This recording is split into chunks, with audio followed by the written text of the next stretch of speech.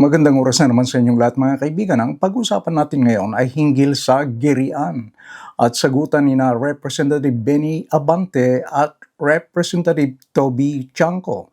Pero bagong lahat, huwag niyong kalilimutan na mag-subscribe sa ating channel kung hindi pa kayo subscriber. Please like, comment, and share. Pakiclick na rin ang notification bell para hindi niyo makaligtan ang ating mga bagong video. Balik sa ating topic. Binatikos ni Manila Representative Bienvenido Abante si Representative Tobias Chanco dahil sa mga pahayag at intriga daw ni Chanco na wala namang ipinapakitang ebidensya. Tanong ni Abante kay Chanco kung gusto nitong maging susunod na meow-meow tulad ni Congressman Kiko Barsaga. Binanata ni Abante si Chanco dahil ayon sa kanya itong si Chanco ay patuloy na ipinipilit ang tinaguriang walang batayang intriga laban kay Pangulong Ferdinand Marcos Jr. at dating Speaker Ferdinand Martins Romualdez kaugnay sa di umano'y anomalya sa budget. Ang tanong ni Abante kay Chanco, gusto mo bang ikaw na ang susunod na meow-meow? Hinamon ni Abante si Chanco na kung may ebidensya, dapat ilabas niya. At kung wala, sinabihan si Chanco na tigilan na ang paninira at ang paghahasik ng pagkawatak-watak. Tinagurian ni Abante si Chanco na parang sirang plaka dahil paulit-ulit ito.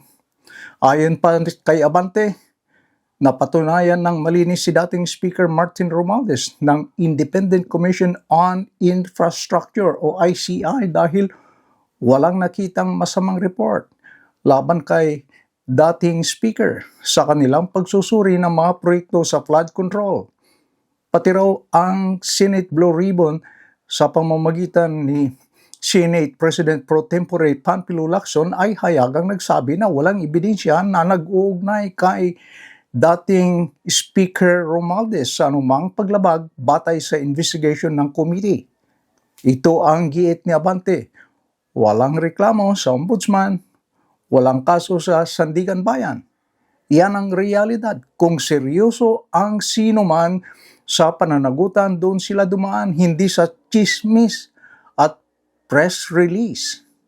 Kaya dagdag pa ni Abante na kung paulit-ulit na sinasabi ng mga institution na walang basihan, bakit pilit pa na binubuhay ni Chanco ang issue? Tinanong pa ni Abante kung ano ba talaga ang motibo ni Chanco? Paghahanap ng katotohanan o politikang paninira? Ang Kongreso daw ay para sa trabaho, hindi para sa intriga at panahon ng kaya mag-move on na at magserbisyo sa bayan. Pero may respect naman si Congressman Toby Chanco kay Abante. Tinawag ni Chanco ang mga tagapagtangkol ng dating House Speaker at Leyte 1st District Representative Martin Romualdez na mga buhayang umatake. Sinagot ni Chanco ang mga pahayag ni Representative Abante tungkol sa pagiging sunod-sunod na meow-meow ng Kongreso. Wala raw silang hindi pagkakaunawaan ni Abante dahil si Abante ay isa lamang sa mga attack crocodiles ni Romualdez. Laging ginagawa raw ni Abante ay dinidipinsahan at pinupuri si Martin Romualdez dahil isa siya sa mga attack crocodile ni Romualdez. At tungkol naman sa sinasabing wala pa daw prueba laban kay Romualdez, ayon kay Chanco, hintayin na lang daw niya yung susunod na Senate Blue Ribbon Committee.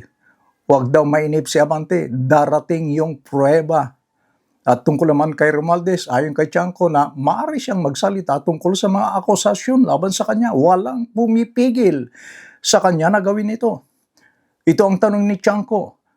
Ano ang mas mahalaga? Ang parliamentary courtesy o ang katotohanang malaman ng taong bayan? Bakit ka magtatago sa parliamentary courtesy? Hindi pa kasi nagbibigay ng anumang panayam sa media si dating Speaker Romualdez.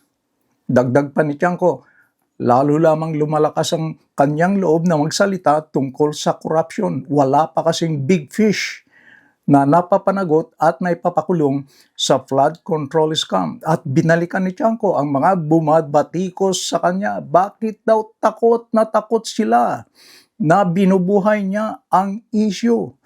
Bakit daw hindi umano mapalagay kapag nabubuhay ang mga aligasyon? Dapat lamang daw na ipagpatuloy ang pagpuna ng publiko hanggang sa mapanagot ang mga sangkot sa korupsyon. Kaugnay sa sagutan ng dalawang mambabatas, may mga kanya-kanyang mga pananaw naman ng ating mga kababayan. Binansagan ng marami nating mga kababayan na si Congressman Benny Abante bilang attack dog, attack crocodile, para kay dating Speaker Martin Romualdez. Ito ang sabi ng isang kababayan natin. Bakit parang abogado si Abante ng korap imbes na para sa tao? Ito rin ang pananaw ng isa nating kababayan. Attack dog ni Martin and Co. Yan. Malaki din pera, kaya kailangan marami silang kakampi. Matindi rin ang payag na isa rin nating kababayan. Ito ang kanyang sabi. Pastor-pastoran ng santong kabayo at banal na aso. At banat naman ng isa nating kababayan ay ganito. Alam nyo na kung bakit nasa Kongres si Abante kahit talo sa halalan, taga-pagtanggol sa mga crocs. Samantala, may reaksyon naman ang mga taga-suporta ni Representative Toby Tiangco. Ito ang reaksyon ng isang panig kay Tiangco. Nakaka-proud talaga magkaroon ng leader na tulad ni Kong Toby. At ito naman ang pananaw ng isa nating kababayan. Dapat ganito ang public servant sa ating bansa, tapat at may prinsipyo. At ito pa ang reaksyon ng isa. Si Kong Toby lang yung may transparency, mahiya naman sana ang ibang leader. At ang isa nating kababayan ay may pahayag din. Ito ang kanyang sinabi.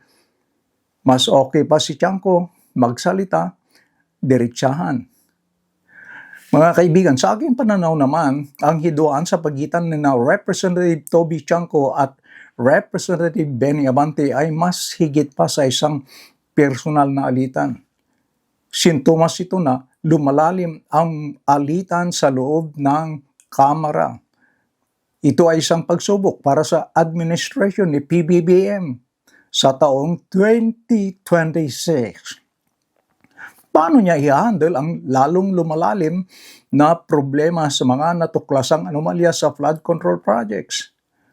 Maniniwala kaya ang taong bayan kung lalabas na walang sabit ang kanyang pinsan na si dating Speaker Martin Romualdez?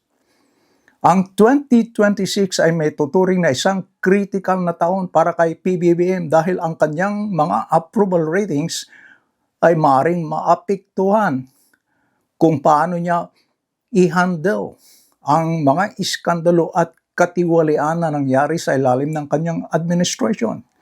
Kaya sa aking pananaw naman, sa paggamit ng meow-meow ni Congressman Abante, ito ay isang pagtatangka na ilarawan si Tiangco bilang isang panggulong noise maker. Gusto niyang isiksik sa ating mga isipan na walang basihan si Tiangco sa kanyang mga claims sa katiwalian. Hindi ako sang-ayon na ang ginagawa ni Congressman Tiangco ay isang mapanirang politika dahil nakakambala daw sa trabaho ng mga mambabatas. Napaka-hipokrito naman yata si Congressman Abante. Di ba noong nakaraang 19th Congress, lagi na lang nakafocus sa mga kaalyado ng dating speaker na siraan ang mga hindi nila kaalyado. Nakapokus sila kung paano masigurado na maging presidente si dating Speaker Martin Romualdez. Ang layunin nila ay matanggal at hindi na pwedeng tatakbong president si VP Sara sa pamamagitan ng impeachment. Katunayan, hindi nila ine-refer sa appropriate committee ang mga naunang inihaing reklamong impeachment laban kay VP Sara dahil meron pala silang niluluto na isa pang impeachment complaint na pinirmahan kalaunan ng mga majority members ng Kamara at inirefer sa Senado. Ginawang Bicol Express ang nasabing impeachment, pero naging sampal sa kanila. ang kanilang ginawang strategy dahil idiniklara ng ating Supreme Court na ito ay unconstitutional yung kanilang ginawa. Nagsampa sila ng motion for reconsideration pero pinagtibay ng Korte Suprema na walang bisa ang impeachment complaint laban kay VP Sara dahil nilabag nito ang Constitution at due process. Naniniwala ako na itong hakban ni Congressman Abante ay isang strategy para protektahan si dating Speaker Romualdez. Siya ba ay attack crocodile? Ano ang inyong opinion? Maraming salamat sa inyong panonood. Please leave your comment below. Hanggang sa muli, maraming salamat sa inyong panonood and please don't forget to like and subscribe. Bye-bye.